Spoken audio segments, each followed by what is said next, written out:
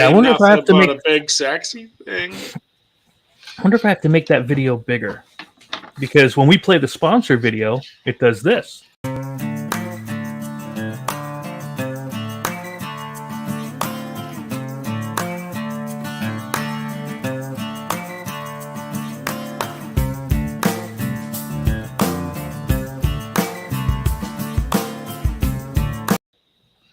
Mm-hmm. Yeah, see, it makes it full screen. The other one made it smaller. But hey, the more discerning individuals amongst us will notice the Interlock Broadheads logo at the very top. Hey, why is that? Why is that? Because Interlock Broadheads. Hey, TJ keeps saying he wants to join our party. All right, hold on. Let me send him the. Yeah, let's keep sending something back. Add guest. Because Interlock Broadheads has decided to be a sponsor for Big Sexy Outdoors, which is an exciting thing for us. We have a couple really good sponsors. Matthew Bladeworks is good to us. BucksandPads.com, and a couple others, but Interlock is by far our biggest sponsor yet. And I'm ecstatic because I already was in love with a lot of their broadheads, just waiting to get them in hand and move them. Skip and I actually had a video out. We were shooting some on Sunday. I was going to bring it up. Yep. Oh, look at you. So we actually, Skip wanted to test the slice broadhead. He was absolutely, he loves fixed blades, and he was completely questionable on if it shot the same. And anybody knows a lot about a fixed blade, Chris knows they do not shoot the same. They have a drop. A lot of them have a drop to them or a flare. Yeah. This one did not. I do want to announce that we did switch from StreamYard over to a new platform, and I know you probably don't notice it on the other side of it, but here, hold on, that's me. It's going to take a little bit to get used to, but way better platform. Yeah. So can you see the video? Yep. We're going to test shoot the Slice Broadhead by Interlock, one of our sponsors here at Big Sexy Outdoors. We're going to shoot it out of the Barnett Hyper Raptor. See how it does. Right, there's the Slice by Interlock. Hey, I was there. Ready?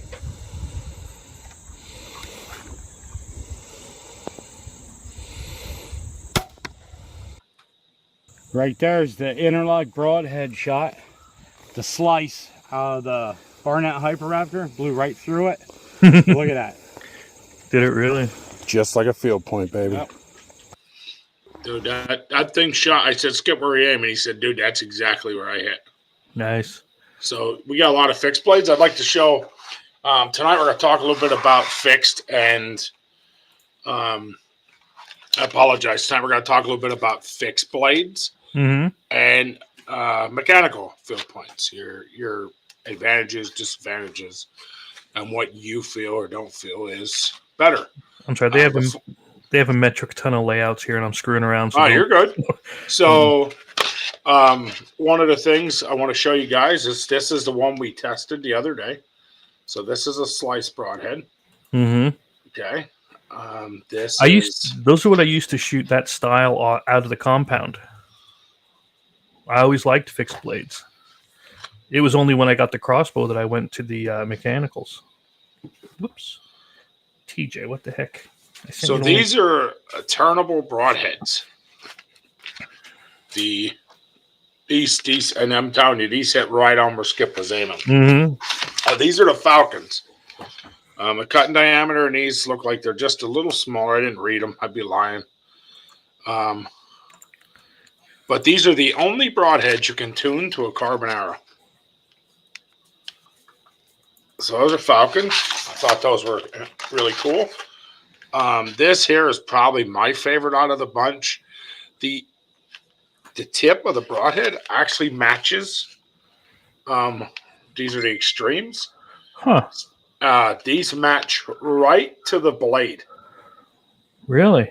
Yeah, like the tip actually, a lot of them, the tip is offset. This tip is dead on where the blades line up. What's the grain on that? Oh, it's 100. All 100. Everything here is 100. Okay. And then So I used to shoot a rocket broadhead. I was a big fan of rocket. They actually sent the Devastation, which has a 2-inch cutting diameter and looks just like a rocket. Okay. That's looks like it's going to be awesome. Mm-hmm. Did not shoot that one yet. I'd be lying. There's a couple we shot. That one we did not. This is the EXP. Again, this looks to me just like a rocket broadhead. But 100% in the USA. 100 grain. Now, if you look, Chris, these have the bend in them. See the bend right here? And there's a tiny blade on that bend. Mm-hmm. These don't have that.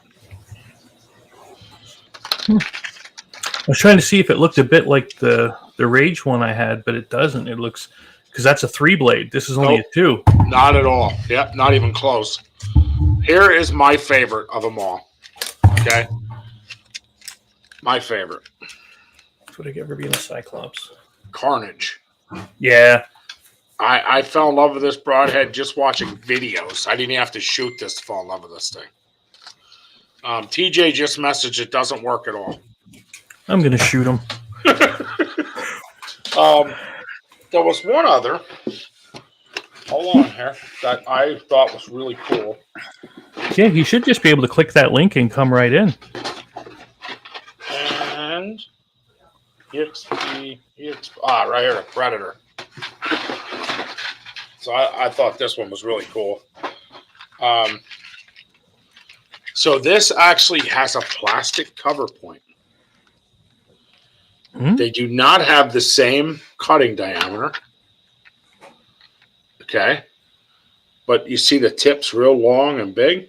Mm-hmm. And if you look in the bottom, they actually have like a plastic cover that holds the blade in.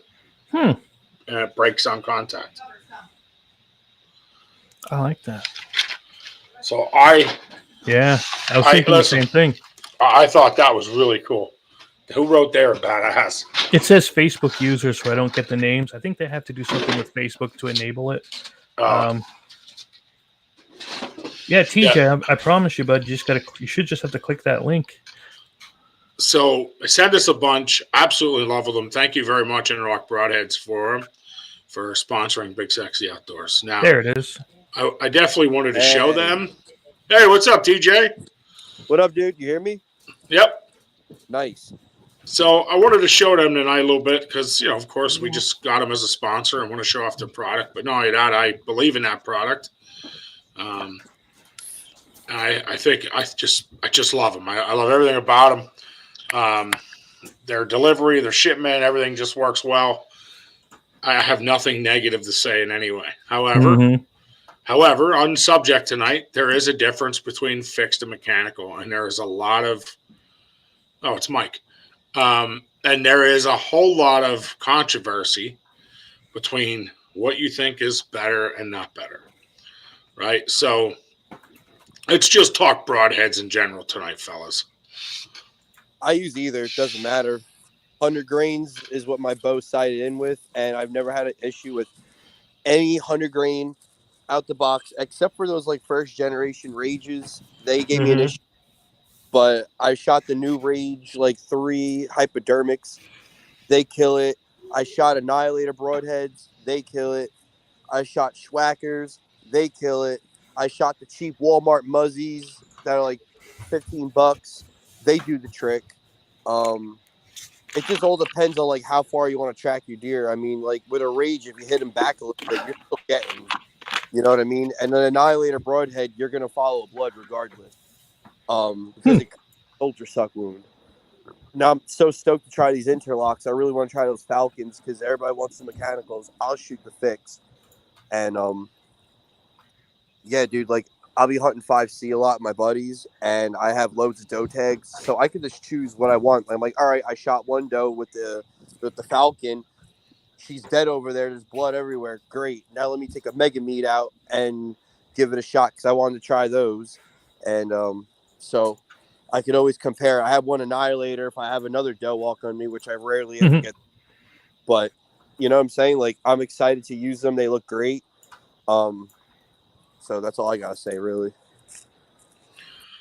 So, what is your cutting? What are you guys using as a cutting diameter? What's your preference? The bigger the better, dude.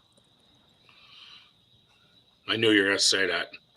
I mean, everybody's gonna say that. Wouldn't be TJ if he didn't say that. I mean, but like, all seriousness, come on, like, Chris, especially with you, you know, you might shoot off a little bit, you know, if it's a darker like time of the day, and you might drop it back an inch. Having those 2 inches on each side might make the difference whether you're hitting the heart or you might hit the liver instead, and it might make the track on your buck go from 80 yards or 50 yards to 150 to 250. You know, so you got to think about it like in other people's perspective too. You know, like what would be best for a kid. You know. Well, I do agree with that. I do agree that I always say the bigger the slice, the less I got to look for. You know, I know a lot of guys years ago when I shot. I started shooting compounds, and I'm talking years ago. Yeah, I'm old. I'd shoot the old what I call aluminum logs, you know, and we would shoot a 75 grain broadhead in an aluminum log. And the reality of it is, it wasn't weight distributed. You know what I mean? But we didn't care because we knew the aluminum arrow was so heavy, the impact would push through. Now, what I come to conclusion learning is the more that, hey, what's up? In my own opinion, what I've come to conclusion learning is that the bigger the broadhead and the more impact, the better. However, if your arrow is weighted and evenly distributed, I knew I was going to mess that word. I do feel like that's the better solution. So over the years, I've picked up from a 75 grain broadhead to a 100 grain broadhead. So I've automatically got to a bigger cutting diameter, but at that 100 grain, you can now get up to 3-inch cutting diameter on a 100 grain broadhead. If you know what I mean? Yeah. So I've always shot 100 grain. I mean, I started when I was 18. I started bow hunting, so I got my first bow, and I was told by the instructors, by my dad, by everybody, my uncle, they're all like to shoot 100 grains, like the most widely available. You know, you could shoot, and they gave me the option, like, you want to shoot lighter or you want to shoot heavier, you could. They're like, but you got to sight in for that, but then you might not find it, because at the time, I guess 100 grain was the wave. You go in the store, you know, everything had 100 or 125, but you weren't really finding 75s or whatever. And for the arrows that I was buying at the time as a teenager, you know, I'm like, Dad, like, can I get these expensive ones? He's like, yeah, bullshit. He's like, you're getting the regular ones. I'm like, oh, all right. So 100 grain was the best. And, you know. But see, when I was a kid, TJ, yeah. When I was a kid, it was about speed. It wasn't about the cutting path. It wasn't about anything. No, it's about weight. For me, it was a slug. But when we learned as a kid, we were always taught speed. You want that arrow so fast that it doesn't even know it's coming. Like, that's how they were taught us when we were young. I was taught that by every bow shop I went to. I was taught that by every adult that taught me speed. You want speed. Course. So I used to shoot them little tiny beaming arrows, and I mean little. They were like pencils. I used to shoot these little beaming arrows. I used to shoot 75 grain broadheads. And listen, I killed a ton of deer with them. Now, here's the issue I ran into. I'm going to go back to impact. After a few times, if I hit any kind of bone at a level where it was detrimental, I guess would be the word, my arrow wouldn't penetrate. So I would hit it where I was aiming. I'd get the angle I wanted, but I would run into a point where the arrow would not penetrate through the deer. So that was my biggest thing too. Right. So now I end up where I have a blood trail that goes 100 yards. Listen, I can name 4 deer I shot. Now listen, that's 4 deer that had 3 drops of blood, and I hit them exactly where I was aiming. because the arrow never went through. So as it blocked the hole, it helps clot, it helps stay, it helps go. Can't do that. Right? I learned over the years that 100 grain broadhead is the most easy broadhead in the industry to not only get, but to penetrate. Yeah, 125 is heavier, right? I agree. 125 probably has a little bit of bigger cut diameter. Bottom line is, it's more of the equal. Everybody shoots. And I just found that moving to the 100 grain broadhead was so much better. Then I stepped up my arrows. So I went from little tiny beam and arrows and little pencil shooting arrows. At one point, this is the truth. At one point, I was shooting a Matthews with the old aluminum Lincoln logs and 100 grain broadheads, because when they hit, man, them aluminum arrows they're relentless. You know what I mean? I've always shot like the standard, like carbon fiber, standard diameter. It's like 35 or whatever it is, 35 or 30 something millimeter. It's around 30 something millimeter arrow, like the standard one, the most readily available, the most common. And I've always shot 100 grain, but like when I first started hunting, I used smaller, what are they called, Thundercats, Muzzies or whatever they were. Yeah. And they were great. And then I used the same brand. It was like the Muzzies, but it was those longer ones. They kind of look like a Indian broadhead, like the long. You could take the blade, like right? Because I was like, well, those did good, but they didn't have that cut in the front. And I was always big on like hitting, because I killed one, and granted, I was using those Thundercats, which they blew through, but I got stuck in the second one, and I still had to track it very far. And I turned to my dad, and I was like, dude, I need something that's going to break bone. Like, I don't care if it's a freaking solid hunk of metal, as long as it goes through bone. And I've shot, and I still shoot till this day, the same bow. I've actually used my uncle's bow now, but it's like nearly the same. The Bear Lights Out. Like, I have 4 Bear bows. And all of them have varying speeds of like 325. I think my uncle's might be like 350, and my dad's Mauler is like, it's pretty fast. So, TJ, not to interrupt you, Off the Hook Outdoors says, for me, it's not about the weight, 125 or 100 with the bows and crossbows today. That doesn't matter as much anymore. To me, it's about the arrow flight and what broadhead performs best for you. So arrow flight, to me, is the balance. That balance I talk about. Arrow can have tail whip. I've seen guys who shoot an arrow and has that. At some point, it'll give a little whip in it.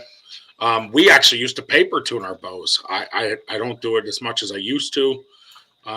I think at this point, after you do it for so long, you can actually see it with your eyeball. But I used to paper tune my bows. We'd set up a piece of paper about, I want to say it was 6 or 7 yards off the target with a broadhead on. I lie to you, with a field point on, and then that way the vein would cut the paper. And you could tell if it was a straight cross, okay, if your 3 veins went through with nothing, just like that, and all you'd see is your vein markings, or if the paper had a tear. And if the paper had a tear, that told us there was something off. You were shooting crooked out of your bow, or something was off balance. So we used to do that. My brother and I used to paper tune every bow we got, every arrow setup, every bow setup, everything you got. But I do 100% agree with what he's saying on that. And I agree with that it comes from broadhead performance. There's a lot of broadheads out there. I don't knock any. I will tell you that. I'm going to tell you straight out that I have used Wasp broadheads. Somebody talked me into them at a bow shop years ago. You will never, ever catch me with a Wasp broadhead. You couldn't hand that to me. You couldn't offer me any amount of money. That will never touch my bow again. I shot the biggest buck of my life at 12 yards in the exact same spot I was aiming. And that buck ran 80 yards, fell over with the arrow in it, never penetrated through. Out of a Matthews, that was out of a Matthews Adrenaline or a Matthews LX. Wow.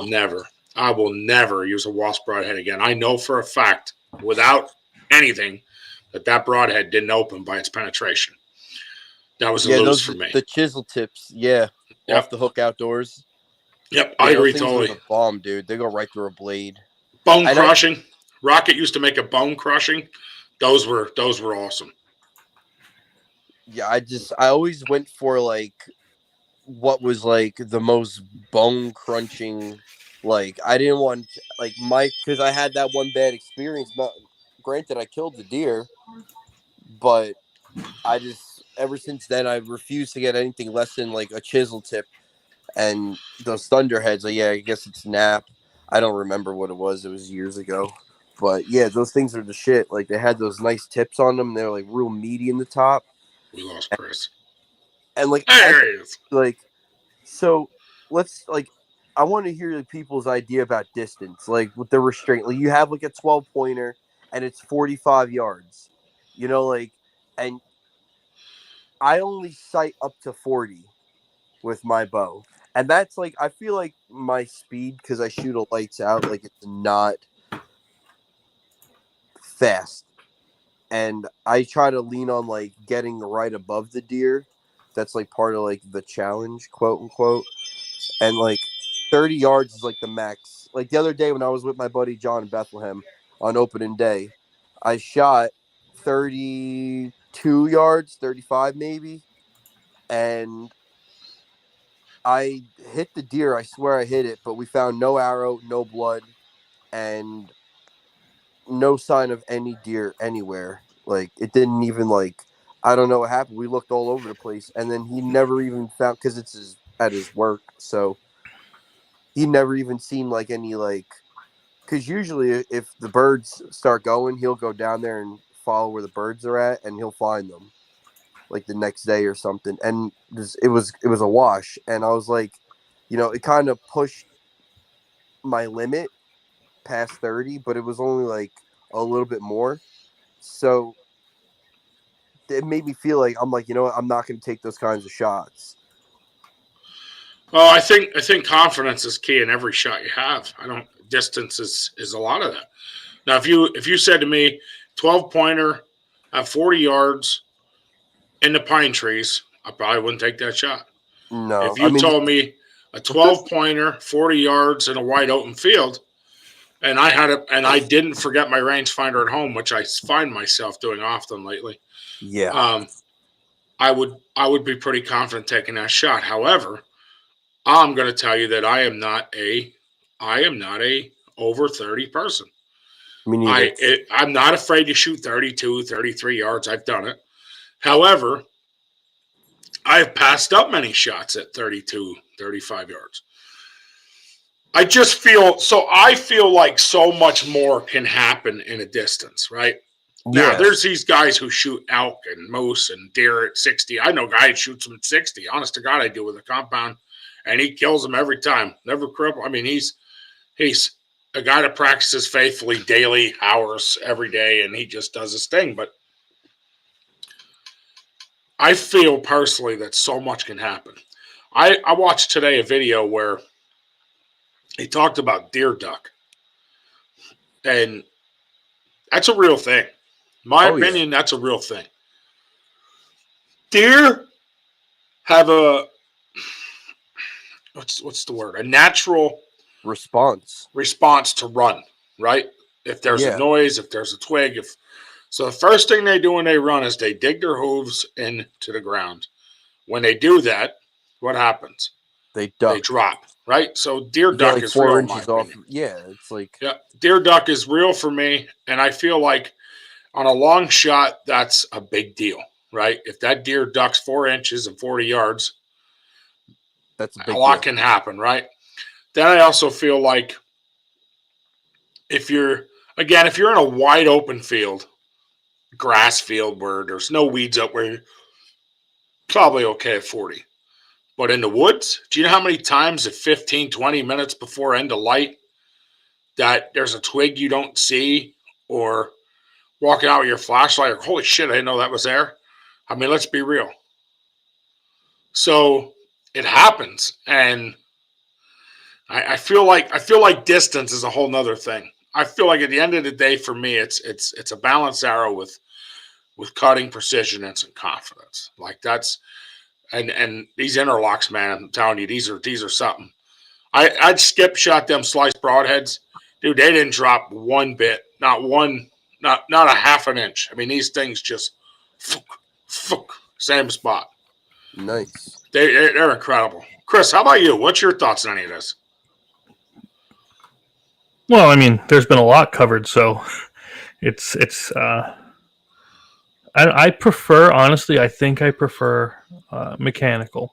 I've shot with both, of course, but I think I just prefer them. However, I will also say, do you remember when I shot that one at 7 yards away, and the mechanical never opened, and it just did a pass through, and then it was gone?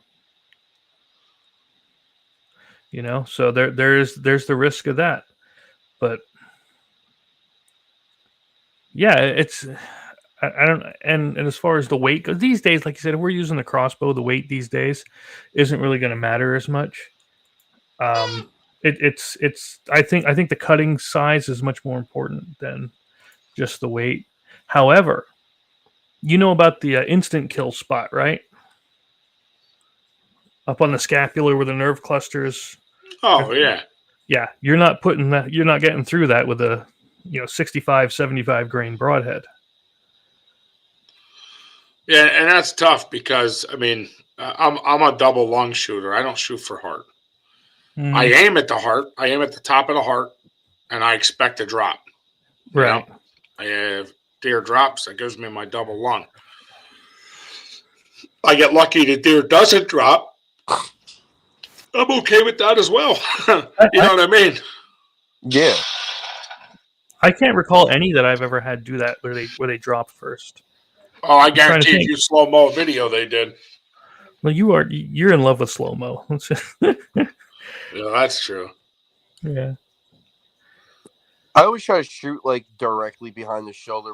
With the gun, I go right into the freaking, like right into the shoulder. I shoot 35. I'm thinking about getting a 45-70. I want to put that thing right down where it's at, through a tree stump, through the neighbor's car. I want to fucking drop that sucker. Like, you know what I'm saying? Like, especially deer driving, you're not thinking about that little twig there. You know what I mean? And you don't want deflection. Mm-hmm. Like 35, 70. So, I think using a gun, that's a whole different thing. No, it's all. I'm just saying for like, but in bow, I'm not shooting like that. I'm not like looking to. I'm at best. I'm trying to avoid that shoulder blade, and the ideal situation is I use a climber, so I like to be like tied up on that run, high as fuck. Like I want to get like that deer comes out of here all the time. It comes. Chris, out you have to start beeping. Oh, Mm-hmm. sorry. I mean, yeah. So sorry. I want to be like at least 20 foot, 25 foot when I climb. I'm not afraid of the height. And bow hunting, like I'm not going to go. Some of these guys go super high up, which I mean, it'll knock your scent out considerably. Like the higher you go, the less you smell. But at the same time, like I don't want to have to make a 30-yard shot turn to a 40-yard downward shot, especially being up there. Who wants to be swinging by their harness? So I think like 20, 25 foot, but then I want to be getting behind that shoulder, even if I'm from the top. If they come up close under me, I'll be able to lean over and get that down and in. And it's like some people don't like shooting like that, but like I'll let them pass a little bit. You know what I'm saying? Like, so you can get that downward angle so you could avoid that possibility of getting stumped into, or stopped there at the shoulder blade or hitting a rib the wrong way. You're going right down, kind of like with the muscle, right down through. I've done a few shots like that, where it just goes right, like anywhere in that little like 8-inch section of heart and lung. Like you can go right between the heart and the lungs, especially with a 2-inch cut on it. Even a 1-inch cut, you're just going down and scoring all that stuff and popping out of the front of their chest, right through that cartilage and the sternum. It's great. And but like from a ladder stand, a 15-foot ladder stand there in front of you, you're facing that same dilemma. Like you got to drop it back a little bit. You're going to try to shoot a little bit, like, most people, like you said, double lung, top of the heart, double lung area. But then you're playing then the deer drops and you might hit no man's land. Or like at best, if you hit him horribly, and you cripple them and they're flopping down like they're paralyzed, it's Mhm. not ethical, but at least the deer ain't going nowhere. You can get out and finish the job right there. But a lot of times, like I've shot and it's hit like a rib or something, and I was in my 15-foot stand, and it went in and it went sideways, and I just nicked the top of the lungs, and now I'm doing a 100-yard track. My dad's like, "Let's go get it," and I'm like maybe we'll go out with the flashlight or something, or go early in the morning, like to sacrifice their morning hunt to go get it because. And more than likely we go out there with the flashlight because the coyotes in that spot were bad as a kid. But like I've done that before where I'm like, okay, like let me try to shoot, get as tight as I could. I've only been bow hunting for how long, but as a young teen, young man, you got to think like my experience for somebody, or if somebody else is having the same situation where they love bow hunting, but they're just getting into it, especially shooting compound, you know, these little things that go into it that decides what kind of broadhead you want to use or what arrow like weight you want to use, so just things like that was like are things that I've over the years have kind of like made me apprehensive to take the shot, or the reason why I climb higher, or I make a shot that most people would be nervous for. I'm feel more confident doing that because it's a quicker kill. I'll tell you, when I was little, I used to climb up on a loggy butt. I've never been little. I want to make that very clear. But when I was in high school, I was 299 all through high school, freshman, sophomore, junior, senior. My senior year, I was in the best shape of my life, and I would take a loggy bayou out. I loved my loggy bayou, man. I'd take that thing anywhere. Matter of fact, I owned multiple because I loved it, and it was nothing for me to climb 30, 35 feet. However, the older I got, had nothing to do with size. I thought about it. And scent control, I think, is a big deal. However, I don't think putting myself 30 feet put me above their scent. It just suspended just like anything else on the way the wind blew or anything else. The greatest sense of a deer is its nose. Oh, yeah. At the end of the day. Thermals. So, you know what I mean? That's at the end of the day, you can go as far as you want, but that's really the reality of what it is. Ladder, blind, doesn't matter. Chris, you were just in a ladder stand the other day sitting here at my place. Mm-hmm. And they were walking right behind you. I mean, you were what, 12-foot ladder? Yeah, if that. I mean, it's not, it doesn't matter. I mean, at the end of the day, to me, it will always come down to confidence. Mm-hmm. And I believe in confidence comes your arrow, your setup, and your broadhead, Of course, yeah. There's also the ethics part where I did see the one and I did have it in the scope. I could have shot. It was only 40 yards, with the crossbow. So I felt confident, but it was a baby, so I didn't want to blast it. You have a lot of babies running this farm. Yeah. We're not shooting babies on the farm. No, I won't anyway. I just don't. Although we did see like 4 or 5 other ones jump across as we were leaving, and it was too dark. But that's always the way. Sneaking in, they're in the corn. As soon as that corn goes down, that's when they'll change. Yeah, we know where it's at now. But yeah, I mean, and again, so bottom line, let's go back to where we started, which is fixed versus. Mm-hmm. We went from fixed versus mechanical. So Chris is saying I'm choosing mechanical. Why? I like mechanical, and I'm glad you did ask that. Why? Because when I'm putting it in the bow, the blades are more out of the way. Okay. And so I have less chance of cutting myself because I'm a Cyclops. I don't have the depth perception and everything. So for me, it's safety for that. But I also think they fly as good as a field tip, and I've never had an issue. See, I've only ever had one fixed blade until we got interlock broadheads that I felt flew straight, and it still had probably a half-inch drop to it. But I forgot if that was a drop or a rise, and that was a Crimson Talon. They're actually bent. They're made to roll with the wind. Your arrow is it, and they put some damage on. I shot a few deer with those, and I fell in love with those for a while. But I hated that if I was trying to shoot through an opening, trying to get myself on camera, 8 inches round, and I was at 25 yards, that I was always afraid that half-inch drop could turn into a bad situation. Mm-hmm. And I hated that. So me personally, I went right there, Chris. Those are it. So I went right to I started shooting a rocket broadhead. And I'm going to tell you now that rocket was my broadhead for a long, long time. I shot a Schwacker. TJ brought up a Schwacker. I shot a Schwacker. I shot a doe with a Schwacker 3 years ago at 28 yards. Hit her exactly where I was aiming. Exactly. She ran 150 yards. And I was like, how? There's no blood. We had no blood, no nothing. We ended up finding her just by coincidence, trying to follow where she cut into a field at. Jeez. There's not a drop of blood. You know why? That Schwacker never opened. Mm-hmm. I called the Schwacker company, and they told me impossible. Well, I was nice enough to send them their broadhead. You know what they did? Sent me 2 free packs with an apology letter. So, I mean, and that means something. Don't get me wrong. I'm not talking bad about Schwacker. That means something. The fact that they were willing to apologize and send some back and stand by. 110, I think that means something. Yeah. But that is why I shoot a 3-blade expandable, because I have had instances where them Schwackers are only 2.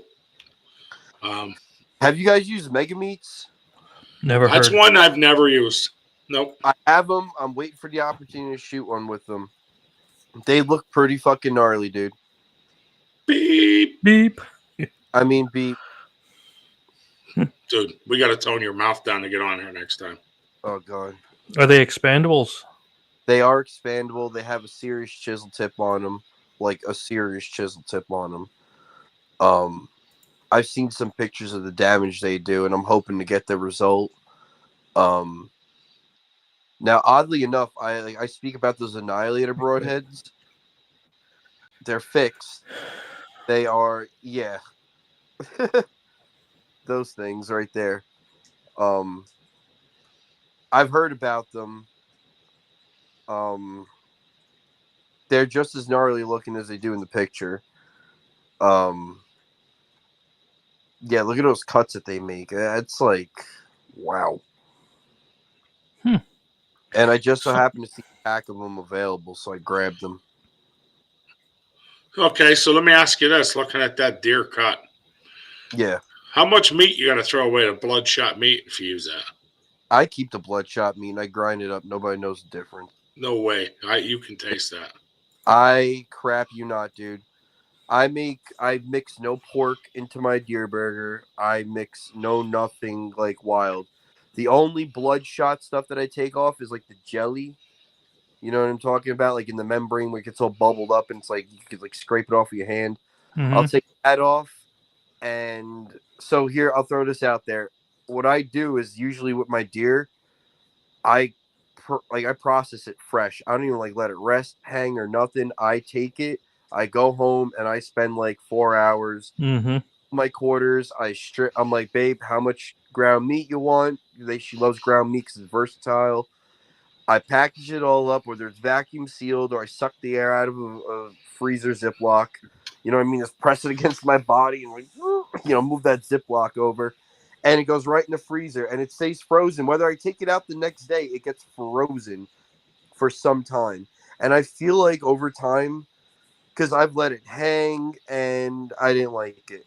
I've let it sit in the fridge for a little bit, let the blood drizzle out. It's okay. You know, if it's like 12 o'clock, I'm exhausted. I dragged the thing out. I quartered it, whatever. And I did 3/4 of it. Okay. But when you get it fresh and the quicker you get it frozen in there, or if you just cook it immediately, either one, it tastes the best. And when I make people burgers, I mean, shepherd's pie. We should talk about a big sexy cookbook. It'd be this thick because I'd give you a million recipes that are like tried and true through many people who don't eat game meat. They're like, "Oh, I don't like deer; it tastes crap," and I'm like, "Have this." And then they're like, "Wow, this is amazing," and I'm like, "Yep." Like, to mix anything? I'm like, "Nope, no pork, no nothing." So it's not a worry for the bloodshot stuff for me. Um, I'm more worried about bone fragments in there because it's one thing I don't like is a little bit of grit. I mean, I don't even like eating trout. If I get a little tight, dissolvable bone in my mouth, I'm like over the whole fish. I'll throw it out. Like, call me weird, but so that's. But for the most part, I'm also not trying to hit my most important parts. You're not trying to hit your most important parts. What does that mean? I'm not shooting for the hind quarter. I'm not shooting for the neck, and I always like even with the rage hypodermics. I've been shooting those for how long? Those or the annihilators, and they both perform great, and they both make the deer bleed out within 80 yards max. I haven't had a deer either one of those go farther than 80 yards. And the only one that actually went 80 yards was with the crossbow with the annihilator. And I don't use a crossbow. I sold it to my buddy. I rather compound. Kind of like a bullet, a little bit slower, a little closer, more impact and cut over speed. Because like shooting something and it not opening, I feel it could be a speed thing, like as if it didn't have time to even. It went through the deer so fast that the mechanical didn't even open. It hit so fast, so hard that tip opened it up enough to just slide. Because it is a wet void, and I think there needs to be some level of like there might be too fast, where that sometimes it happens like that. If it's close, like you said, 7 yards, it didn't open. 28 yards, it didn't open. And you guys are shooting like Matthews, crossbows, like a more high powered, higher grade weapon. I'm shooting a bare lights out. I think it's 325 max with like optimal arrows, optimal broadheads. So when I'm using like you would call a lunker, the friggin' aluminum logs, yeah, or like this regular like carbon fibers, I think I get more impact. So do you prefer the 2 or 3 blades? I've never used a 3 blade unless it was fixed. These are my first mechanical 3 blades. So you've never used a 3-blade mechanical before? Me, nope. I've always used the Rage. That's what I have. Yeah, the Rage hypodermics. Those things are they make them bleed. I don't know what it is. They bleed like a sieve. There's some about 3 blades that I think will change your life. I don't know if it's that little bit of confidence. There's that extra blade there to open.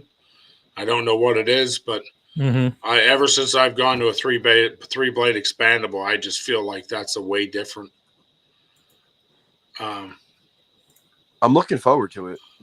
I just feel that's a whole different thing. And like I said, I've shot all different kinds of broadheads over years. I can sit here and tell you a million stories on what I've had and not. I mean, I'll go back to a wasp broadhead. So I'm going to give you a negative story. I remember sitting in the tree stand. My brother and I sat 60 yards apart, right off the neighbor's property. We leased a piece of land, 66 acres. There was a creek that ran 30 yards between me and my brother. And we knew no matter what happened, them deer were coming in at that creek, right? We didn't know what side of the creek. We just knew one of us was getting a shot off of that creek. Well, somehow we knew this in our head. Now, whether we were right or wrong at that moment, we didn't know. So 250 yards out, I'm sitting off this tree. All I see is horns going through the high grass on the neighbor's property. So in pure panic, because I want these deer to come my way, and I'm thinking they're not coming down this creek no matter what we thought. I take out a bottle of Tink 69, okay? Take out a bottle of Tink 69, and it wasn't the gel stuff. It was the regular. I dumped it all over my tree. It was running down my tree, a whole bottle, just running down the tree. I had to climb down through that. So you can imagine my Lucky Bayou smelled like when we left. So I dumped the whole bottle down the tree. Took the bottle and threw it as far as I could throw it. I figured I'll pick it up later. Okay. So then I got my rattling horns out because these deer just kept going and didn't acknowledge anything. So I got my rattling horns out, and I gave about 4 rattles on the old rattlers, and I see all the horns stop dead. I couldn't see nothing but ears and horns. My brother messages me and says, "Yo, I think them buck you're messaging are coming to you." I said, "I don't know. We'll see." So all of a sudden, I could just see a bunch of rack buck. You know how many buck were there? I didn't know anything. It ended up there was a total of 6 buck. All 6 buck turned, walked around this field, and walk on an angle straight to me. Now they're smelling this Tink 69 the whole time they walk. I don't use Tink 69 anymore, but they were. So here goes the first buck. 4 point, 6 point, 6 point, another 6 point. This was a big 6 point, maybe a 7 if I had missed one. Here comes a real nice 8 point. Now I'm standing in the tree, and I'm just locked on, man. Just give me the one I want. I'm that 8 pointer, that very 8 pointer. I was going to shoot him, and all of a sudden steps out the big boy from behind the brush. He was the last one in the 6. He had 8 points and about a 20-inch spread.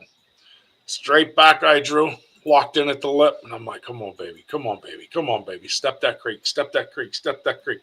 He hit the creek, and I went, Meh. I hit him. I'm telling you, I hit him right where I was aiming. Right where I was aiming. That buck jumped up 4 feet in the air, ran 80 yards, and fell over. And I said that my brother calls me, and he goes, "That had got to be the neatest thing I have ever seen in my entire life. That was awesome." So they ended up running down. Tommy didn't get a shot, but he witnessed the whole thing. So we waited. This was one of the biggest buck I ever shot in my life. So we just sat still, crawled down at dark, went and got some help, come back a couple hours later, walked in where I seen that deer, and there was a puddle of blood about 4 foot round. Deer's gone. Now, and I got thinking, that deer ain't dead. And my brother's like, "What are you talking about?" I said, "That deer ain't dead." He said, "How do you know that?" I said, "Because that arrow only penetrated 5 inches. He said, "Impossible." I said, "I'm telling you, Tommy, that broadhead never opened." I watched it. I said, I've never in my life had a deer walk away with an arrow in it, ever. That was the first time. So he was like, "Dude, are you serious?" I was like, "Yeah." We tracked that deer with pin drops on our hands and knees in high grass about 8 foot tall. And we've never found that deer. That was the biggest buck I ever shot in my entire life. That's horrible. And I was using a wasp broadhead. And I will tell you, it did not open. You cannot convince me it opened. I will every time say they're liars. Now, you want to know what makes a wasp broadhead different than interlock and why I stand by interlock? So a wasp broadhead, or let's go to a rocket. I'll give you a rocket, which is probably one more people buy in the thing. A wasp broadhead comes with this huge O-ring that you use to put like on your pipes and stuff to keep water from leaking. Real thick, fat, black O-ring. Okay? And I remember opening them with my fingers and saying, I don't know how the heck that's going to open. I remember doing it 1,000 times, but a guy in Frackville, Andrews Archery, swore to me that they were the best broadheads on the market and that nobody could top them. Well, them things are garbage. Garbage. Forgive me. I don't care. There may be no proof. The proof is in the pudding for me. Never. If you take a broadhead like a rocket, here's Carnage. Carnage. So look at a Carnage broadhead by Interlock. All the blades are in. They take a real thin piece of paper and wrap it around them. That's it. When that hits, that point jacks back and the blades fly open. I mean, it rips the paper. They're not using big, heavy, thick. You got what I'm saying? Yeah. Like I just know from that moment that was a horrible moment for me. I picture this in my head every day. I'm in the woods, like this buck, and honestly, I'm grateful because that happened in 2002, and I can tell you it happened in 2002 because in 2002 That same year, I shot the biggest buck of my life. It's on the wall. But it still wasn't as big as the one I shot with the bow. I quit hunting, archery hunting that year. I was so devastated. Oh, and man. they actually begged me to come out in the woods with them rifle season. Begged me. And Chris, if it wasn't for Chris, I would have never shot the biggest buck of my life. That one. Chris couldn't listen to sit still. He got so excited he shot his first doe. I said, dude, just stay there. Just stay there. And he's there. All right, I'm getting down. He was all excited. When he got down, he kicked that buck up and come running. I shot that buck in the face at 220 yards. Oh, God. And guess what? He turned. It was terrible. All I did is hit him in the nose. In the mount, you can see a patch where I blew his nose, but off right here. Never actually hit him or killed him. It just made him turn and run at me where I did finally get to make the kill shot. Wow. But yeah. But that's what I'm saying. When you talk expandables, that's the... Well, here's something else I know we're at our 50 minutes, but here's something else you guys brought up earlier. You're talking about playing the wind, playing the scent, and everything else. Us being up that high, dude. I was smoking when I shot that. I had a cigarette in my hand. I had to hold it quick in the lips while I put the gun up to the shoulder. So was it with the bow or was it with the gun? That was with a rifle. Yeah, I shot my 7-pointer with the cigarette in my mouth on the farm with the wind blowing at the deer. He looked up at me and I shot him once. So that's dropped him. Yeah. That's why I was wondering, like, how important is the scent if you're up that high? You know what I mean? Guys, but listen. So I'm the same guy who. Or we should all start smoking. No. I'm the same guy for 25 years who used to carry a 32-ounce Gatorade jug and pee in a Gatorade jug. And I used to say, there's no way I'm peeing on the ground. It's impossible. I'm not doing that. Like, they smell that. It's impossible. I pee on the ground. And listen, and now I pee right on the ground. Mm-hmm. I don't, if you do research and look at the studies they've recently done, a deer can't tell if you're a coyote pee, a rabbit pee, or a deer pee. Well, that's what they say about, that's how you do mock scrapes, is you just scrape it and pee in it. But you know what was the worst? Remember when we first went up to, the one spot when we first started getting back together, you were up in a tree stand, I was on the ground. I wish you wouldn't have peed then, because, I mean, I was hiding right under the... Never mind. You get it later. Hey, sometimes you got to go. Yeah. Chris was hiding underneath me, and I didn't have a bottle. I went right off the side of the tree stand, and he's like, what the heck is going on? And I was like, hey, man, sometimes you got to go.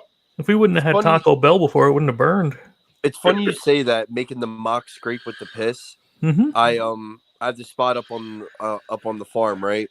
Mm-hmm. And I go all the way up this mountain, and I go down the path, and every time there's a scrape under this tree, just lick. You see all the branches are pulled down. He's licking them, and he's scraping. So, like last year, since archery season, on the way up to the stand, I would stop, piss on it, pick it up a little bit, and then I'd walk up to my stand. So I got in one morning. It was gun season, opening day.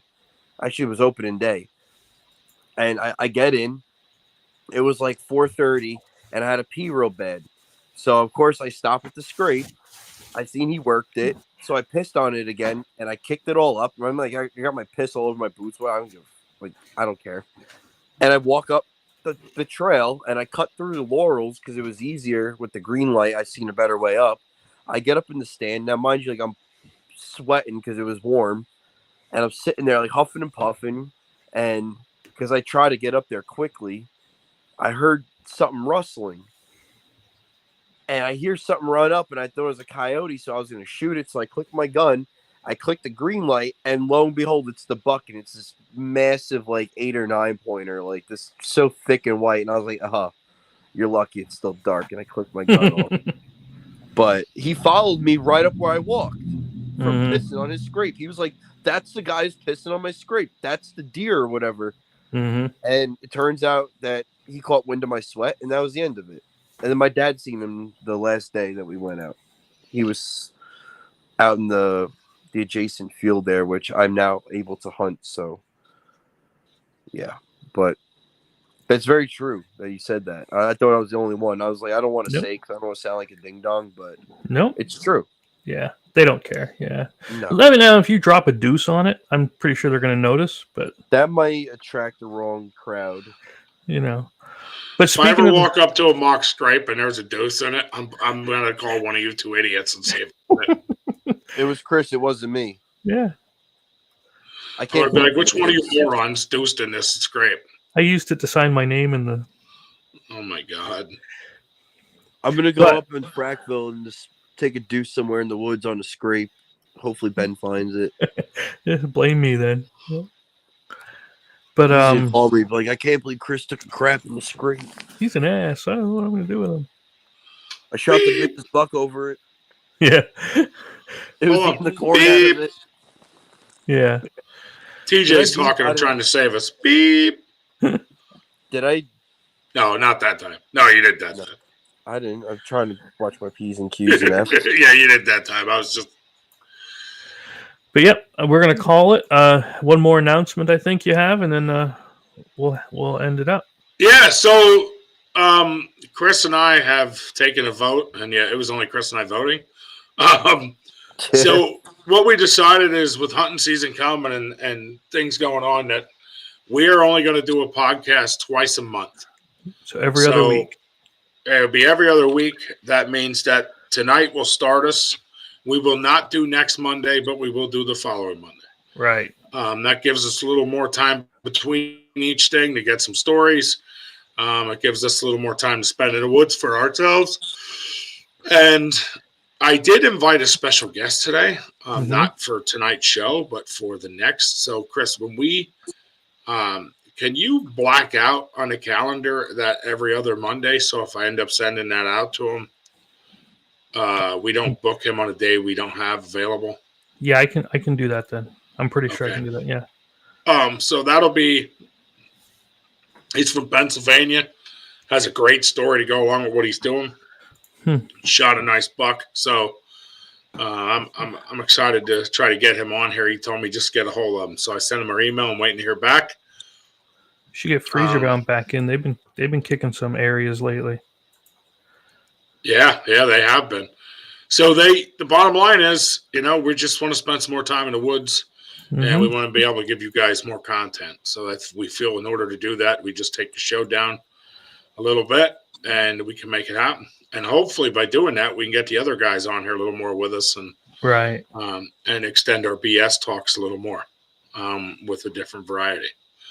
And as always, if you want to be a guest on Big Sexy Outdoors, you can reach us on Facebook, YouTube, or BigSexyOutdoors2021.com, and you can join us. If you're looking to be a sponsor of Big Sexy Outdoors, you can reach us one of them spots as well.